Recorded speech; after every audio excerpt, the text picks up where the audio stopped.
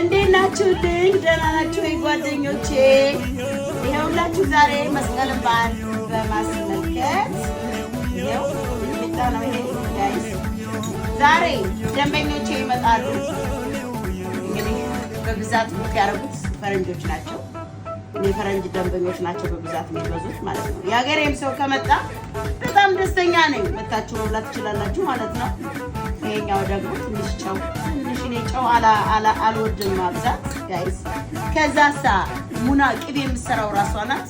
ሚጥሚጣ የምትሰራው ራሷ ናት። ቅመም፣ ኮረሪማ፣ ሌሎች ክትፎች፣ የጥብሶች፣ የወጦች ቅመም የምሰራው ራሴ ነኝ። አሁን ደግሞ እሳ ቅቤያችን ይግባ። ከዛሳ እንግዲህ እኔ ደስ የሚለኝ በማንኪያ በምናምን መፈርፈር ይቻላል። በማንኪያ እጃችሁ ንጹህ ከሆነ በእጅም ማድረግ። እኔ እዚህ ሀገር ስማር በእጅም ታጥባችሁ እጃችሁን እኔ እዚህ ሀገር ተምሬያለሁ። የተለያየ የኢትዮጵያን ብቻ አይደለም በዓለም ላይ ያለ ምግብ ሁሉ ተምሬያለሁ። ስማር ግን እጃችሁን ታጥባችሁ በእጃችሁ ነው፣ በብዛት በእጃችን ነው የምንሰራው ማለት ነው። ኦኬ፣ ስለዚህ ችግር የለውም ማለት ነው። ግላብ ደግሞ ግላብ ለሚፈልግ ሰው ደግሞ ግላብ ማድረግ ይቻላል። this is a professional chef ግላብ ሶ በግላብ መስራት እንችላለን ማለት ነው። ይሄው እንግዲህ ኑና ብሉልኛ። ሽታው እንዴት ነው የሚጣፍጠው ነው የምላችሁ። በጣም ነው የሚጣፍጠው።